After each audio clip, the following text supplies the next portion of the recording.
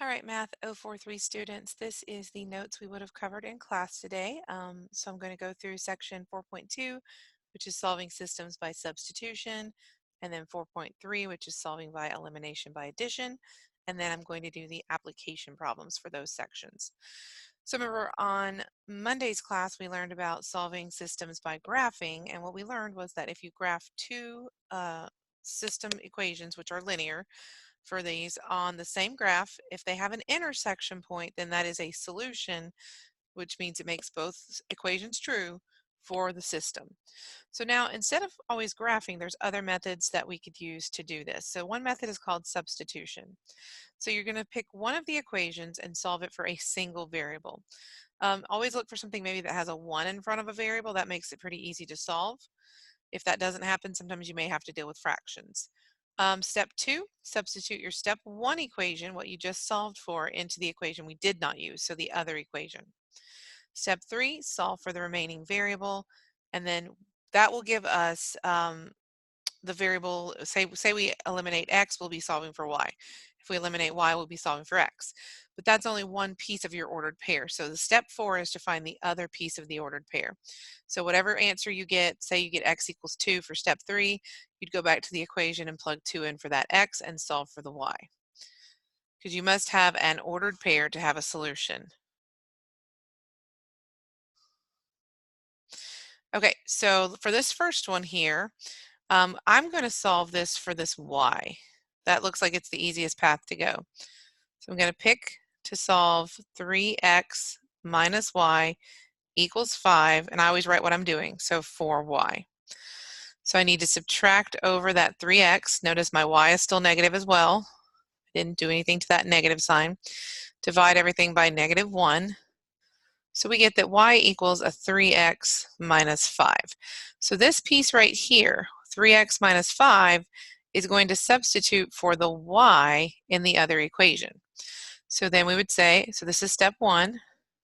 Step 2, we're going to write 3x minus 2, and where there used to be the letter y, that's where we're going to plug in the 3x minus 5. So we've got that plugged in for that y variable. Then we're going to solve this. So this would be step 3. So this is 3x minus 6x plus 10 equals -7. That's -3x. Subtract the 10 over. That's going to be -17.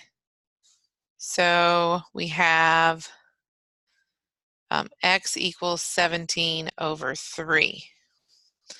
Now, to find our other variable, we need to plug back in, and I usually plug, if I'm using substitution method, I plug back into this piece right here, the equation we got from step 1.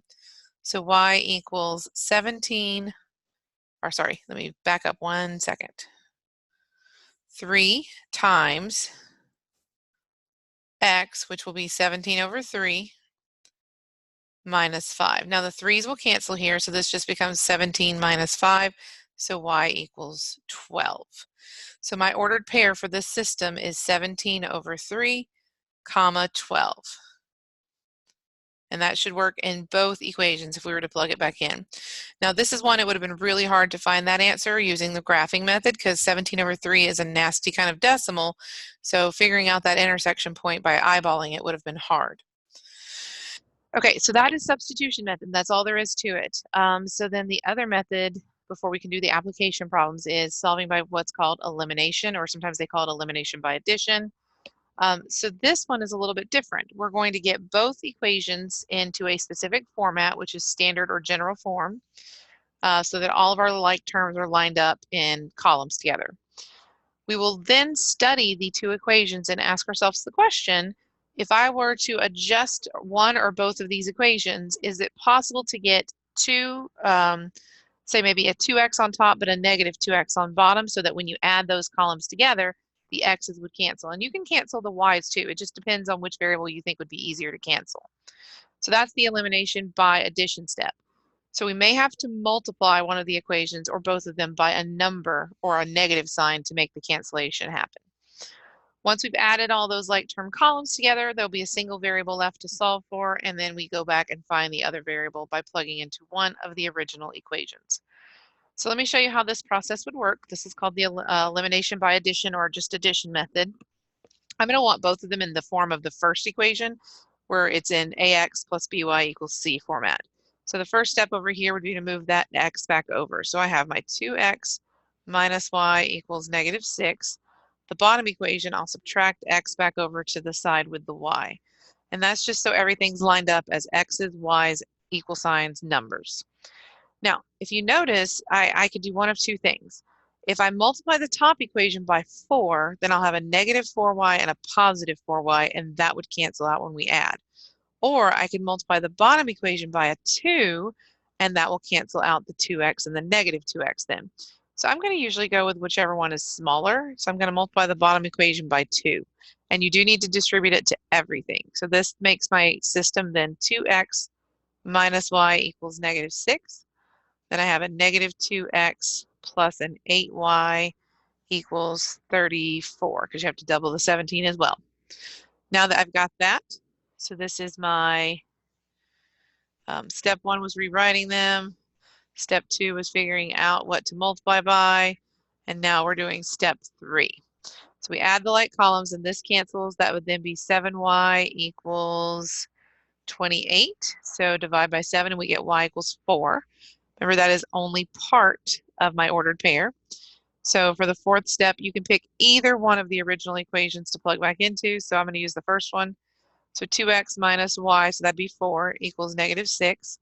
Add the add the -4 over and make it a +4, so that'd be -2 when we add, and then divide by 2. So x equals -1. And again, this should be a solution to both equations. If we plug -1 and 4 in for x and y, the two sides of each equation should balance. So those are all the methods. So graphing, you put them all in y equals mx plus b, graph each line, see if they intersect. Substitution, you solve one equation for one variable, plug that into the other equation, solve for the first variable you get, and then plug back in for the second variable. Elimination by addition, order the equations in the same way, figure out what to multiply by to create a cancellation in a column, then you add the columns, solve for the variable, plug back in for the other variable. The nice thing about elimination and substitution is they're both algebraic and they can solve fractional answers very easily, whereas graphing cannot. So then the next piece here is, what are there any special cases? So there is no solution in infinitely many, just like we saw when we graphed, but when you're doing the algebraic methods, it pops up in an interesting way. So if you're solving by substitution or elimination and all your variables cancel out, so in other words, not just your x's cancel out, but also your y's, then if the two sides match, so like 2 equals 2, 0 equals 0, then this is a true statement, and that would be infinitely many solutions. If you get 0 equals any other number besides 0, or 3 equals 5, just in other words, if your two numbers don't match once you're done and there's no variables left, then that is a no solution situation. So let's try this one. This one's already set up to do the elimination by addition. I'm going to multiply by 3 on the top to make the x's cancel out. So this becomes 3x minus 9y equals -6. The bottom equation is -3x plus 9y equals 5. And see what happens when we add the columns. We get 0 plus 0 equals -1. So 0 never equals -1. So this is a no solution. And that only happens when all of your variables cancel out. You get one of those two special cases. Okay, so that leads us to the last part of what we would have done in notes today before working on our worksheets, and that is the application section. So there are 5 different problems here that I'm going to talk you through how to set them up. Then we're going to solve them using one of our methods. So this first one says the unknown number problem. So a first number is 7 greater than a second number. Twice the first number is 4 more than 3 times the second.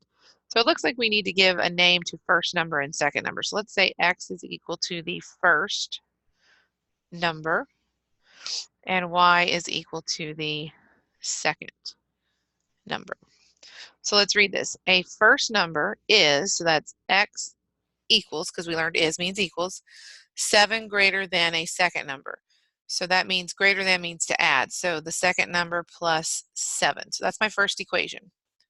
Twice the first number, so 2x, is, that's equals, 4 more than 3 times the second. So 3 times the second plus 4. Anytime you see more than or less than, you write the sentence in kind of a backwards order. Okay, so this is already set up to do substitution. This has got x by itself. So I'm going to plug in y plus 7 into the other equation, and I'll write that I'm doing substitution for that x. And then this would be 2y plus 14 equals 3y plus 4. Subtract the 2y, that just gives me y. Subtract the 4, that gives me 10. And then x is 10 plus 7, which is 17. So first number is 17. Second number is 10, based on how we defined x and y. Okay, the next one looks a lot like the one I believe you guys will see on your review and on your practice worksheets that we've been doing. So this is the admission problem. So admission prices at a local weekend fair were $5 for children and $7 for adults. Total money collected was $3,379, and 587 people attended the fair. We want to know how many children and how many adults attended the fair. So we're going to say X is the number of kids, and Y can be the number of adults. If you want to use A and C, you can for adult and child. So when you were talking about this, there's two things they gave us. They told us the total number of people who went to the fair, and they told us about the money of how that was collected. So the total number of people attending the fair is just children plus adults is total number of people. So that's the 587.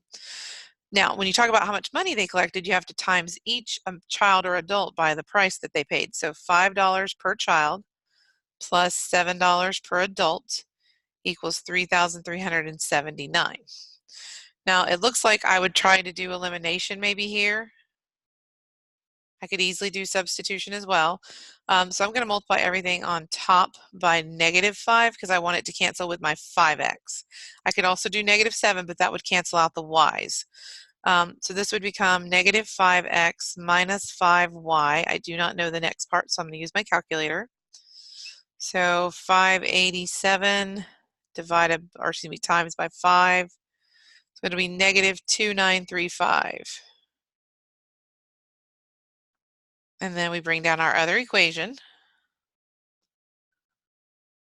And then this would be 2y equals, so this is, I'm doing this backwards kind of.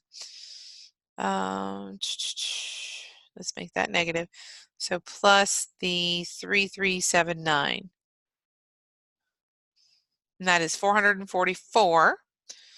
Divide that by 2. That means that the number of adults, because y was adults, is 222. So 222 adults.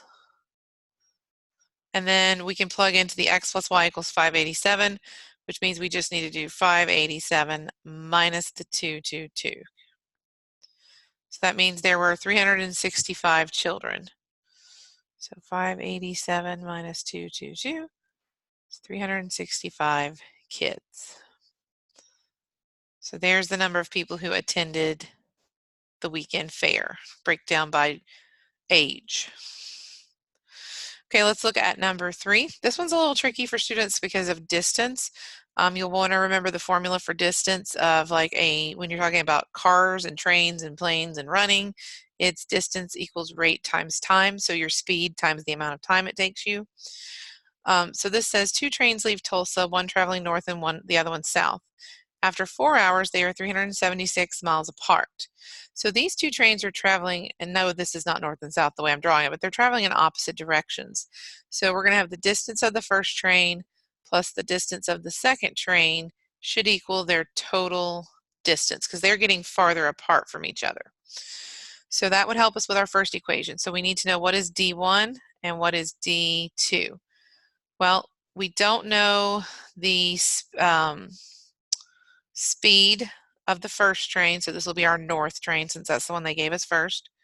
And we don't know the speed of the south train. So when we talk about the distance, it's rate times time. So since we don't know those, we're going to call them x and y. So rate is x, and time we do know. Time is 4. So it looks like we're going to get a 4x and a 4y because it took 4 hours for both, and they're each traveling at their own speeds. So this first equation will be my distance my first train traveled, which is the speed and the time multiplied together, plus the distance that my second train traveled, which is again speed times time, equals total distance, which is 376 miles. So that's one equation. Now, I should have specified here, so put north. So if the north train is traveling 10 miles per hour faster than the other, what is the speed of each? So you have to be careful with this. This says north is 10 miles per hour faster than south, essentially. So the north train was X, is 10 miles per hour faster than the other. So that would be Y plus 10. Now this one is again set up for substitution. So we're going to plug in the y plus 10 in for the x in the other equation, since the x was already isolated in that first or second equation. So this would be 4y plus 40 plus 4y equals 376. And then that will be 8y. Subtract over the 40, that'll be 336. Divide by 8. So 336 divided by 8 is 42. And that is in miles per hour. So that means that the south train, since that's the one we specified as the one that was slower, is going to be going 42 miles per hour. So the north train will be doing 10 more than that according to the second equation. So it'll be doing 52 miles per hour. Okay, so we just have 2 more examples. This one is the common, what we call mixture problem. So I like to draw a picture for these. So kind of actually draw buckets that I'm mixing together, and then they're going to have a final result at the end. So one solution or bucket contains 20% acid, so that's like a label. The second bucket will be 50% acid, and we want to know how many ounces of each, so how much should we have in each bucket if we want a total of 60 ounces, notice that's not a percent, with a concentration of 30%. So we're just going to call bucket 1 X, bucket 2 Y, and we have to write 2 equations. One equation is just how many ounces do we have altogether, which is X plus Y equals 60. The second equation is when you multiply each thing by its percent. You're weighting it based on how much acid it has. And we do have to do 30 times 60 for that, so that's 1,800. Okay. This one is set up nicely for elimination by addition. So I'm going to multiply the top row by negative 20 to make that x column cancel. So that's negative 20x, negative 20y equals negative 1,200. Bring down the other equation. This becomes 30y equals 600. Divide by 30. So that's going to be 20. So we want 20 ounces, because this is how much we're putting in the bucket, of the 50%. And then we need to also find the other one. So since it has to add to 60, it would have to be 40 ounces of the 20%. And you do want to put your units on here, otherwise we don't know what you're talking about. All right, the very last one for the notes is this break-even problem. So it says a company that manufactures boxes recently purchased $2,000 worth of new equipment to make gift boxes to sell to its customers. The cost of producing a package of gift boxes is $1.50, and then they sell it for $4 per box. Find the number of packages that must be sold for a company to break even. Break even means your revenue and your cost are the same. They have matched each other. So revenue equals cost. Revenue is how much money you make on each box. So that would be $4 per box. So X is going to be the number of boxes. Your cost is going to be how much money did it cost you to make the boxes plus start your business. So we're spending $1.50 per box when we make them, plus we had to borrow money up front to start the business. So that's my $2,000. Now, this is a little different than most systems because there's a reason, and that's the break even word means set these two equal. So you can kind of think of like them both being y and them both being equal when we break even. So we set 4x equal to 1.50x plus 2,000. Subtract over the 150 and get 2.5x equals 2,000. Divide by 2.5. So 2,000 divided by 2.5 is 800 packages, or yeah, these are packages. Now, if we want to know what they're going to make in revenue or cost, we could plug that back into this equation, 4 times that, and that would tell us that that is $3,200 in revenue. I'm not going to do that specifically on this one because it only asks for the number of packages. So that was our boxes, or whatever we were calling them. So that's the end of the notes for this week. You have your worksheet on graphing, which I gave you on Monday, plus I posted in the announcements a worksheet on systems that are done by substitution, elimination, and kind of some word problems. So make sure you get both of those sets of things completed and bring them to Monday's class. I'll give you a chance to ask questions if you need to before we turn it in. And we're also having to shift our quiz to that day since I had to cancel class today. So make sure you are doing practice quiz 4 and bring any questions you have. All right, have a good weekend.